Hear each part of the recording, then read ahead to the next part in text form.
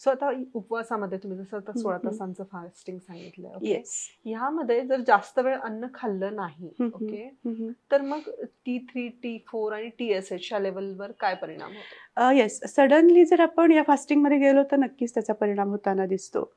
Thyroid levels तुमच्या disturb होऊ शकतात, पण ओके. योग्य पद्धतीने तुम्ही डाएटमधला बदल केला, रिप्लेसमेंट डाएटवरती स्टेप बाय स्टेप गेला, तुमचं मेटाबॉलिझम सुधारायला सुरुवात झाली आणि त्यावेळेला तुम्ही जेव्हा हे करता त्यावेळेला तुम्हाला अमृतासारखं हे फास्टिंग काम करतं, पर्टिक्युलरली थायरॉइडच्या पेशंट्समध्ये सुद्धा. ओके, तुम्ही सारखं म्हणताय अमृतासारखं काम करतं, ओके.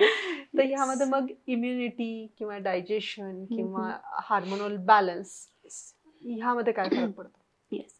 सो अशा फास्टिंगमध्ये सुद्धा आपण जे काही 2 वेळेला किंवा 4 वेळेला खाणार आहोत ते काय खातोय त्याच्यावर हा तुझा जो प्रश्न आहे तो नक्कीच डिपेंडंट आहे म्हणायला हरकत नाहीये. कारण उपास आहे किंवा आपल्याला कमी खायचंय याचा अर्थ काही पण खायचंय असा नाही. बरोबर. जे आपण जागरूकपणे जर प्रॉपर न्यूट्रिशन युक्त अन्न खाऊ शकलो, त्याच्यात पोषण तत्व भरपूर आहेत, जे पचायला हलकं आहे आणि जे शरीराला आपल्या ज्या गरजा शरीराच्या गरजा आहेत त्या भागवण्यासाठी सफिशियंट आहे, असं अन्न जेव्हा आपण घेतो त्यावेळेला मग इम्युनिटी डिस्टर्ब व्हायचं काही कारण नसतं किंवा ताकद कमी पडतीये, एनर्जी कमी पडतीये असं वाटत नाही. उलट ज्या वेळेला आपण फास्टिंगमध्ये असतो, आपण कमी अन्न हलकं अन्न घेतलेलं असतं त्यावेळेला आपली एनर्जी जास्त वाढलेली आपल्याला दिसते. सो बरेचदा पेशंटचं म्हणणं असतं की आम्ही उपास करतोय, आम्ही आता 16 तासाचं फास्टिंग वगैरे जर करायला सुरुवात केली तर मग आम्ही व्यायाम करायचा का, कारण आम्हाला ती ताकद नाही पुरणार. तर माझं म्हणणं उलटं असतं, उलट तुम्ही एक्सरसाइज सुद्धा जास्त ऍक्टिव्हली करू शकाल आणि तुमचं काम सुद्धा जास्त फोकसली करू शकाल जेव्हा तुमच्या पोटात अन्न कमी असतं आणि हेल्दी असतं. Okay okay, great.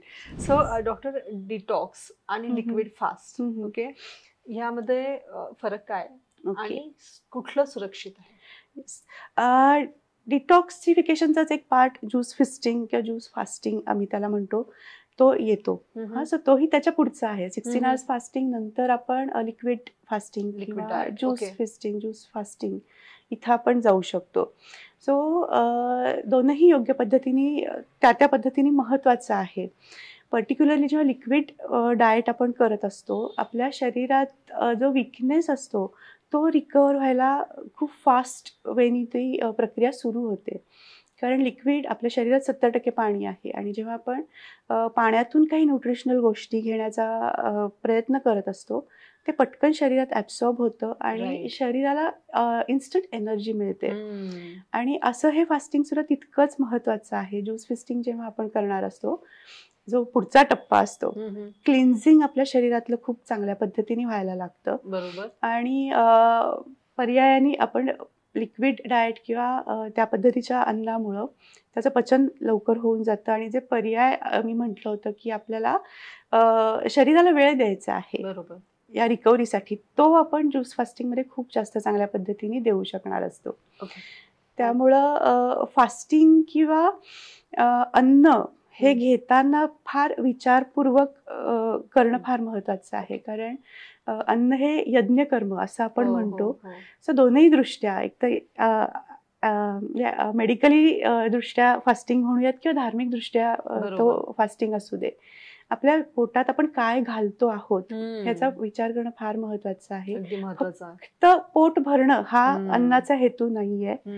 सो ते विचार करूनच करणं गरजेचं आहे. इवन काही पदार्थ जे आपल्या शरीरामध्ये आपण घेतल्यानंतर पचन होण्याचं जे टायमिंग असतं तेही वेगवेगळं असतं. जेव्हा आपण कच्चं अन्न घेतोय, नॅचरल अन्न घेतोय, साधारण 4 ते 5 तासामध्ये त्या अन्नाचं पचन होऊन जातं. शिजवलेलं अन्न आपण रेग्युलर भाजी भाकरी भात आमटी वरण उसळ हे जेव्हा आपण घेतो 7 ते 8 तासामध्ये त्याचं पचन होतं. पण जेव्हा आपण नॉनव्हेज किंवा हेवी फूड घेतो त्याचं पचन व्हायला मात्र शरीरामध्ये खूप जास्त वेळ लागतो. पर्टिक्युलरली फिश किंवा चिकन सारखे पदार्थ खाल्ले तर ते आपल्या शरीरात पूर्ण पचन होण्यासाठी 15 ते 16 तास लागतात. आणि रेड मीट किंवा मटण हा प्रकार जर खाल्ला गेला तर ते पचायला 23 ते 24 तास लागतात. सो अशा केसमध्ये जर आपण हेवी फूड घेतो आहोत आणि लगेचच दुसरं अन्न घेतो आहोत तर नक्कीच आपण आपल्या शरीरातली ती टॉक्सिसिटी वाढवतो आहोत. कारण प्रचंड ॲसिडिक असतं एकतर हे हेवी फूड किंवा नॉनव्हेज, त्यामुळं ते टाळलेलंच सगळ्यात महत्वाचं आहे फार, आणि हेल्दी किंवा नॅचरल अन्न घेण्याकडे आपल्याला लक्ष असणं फार महत्वाचं आहे.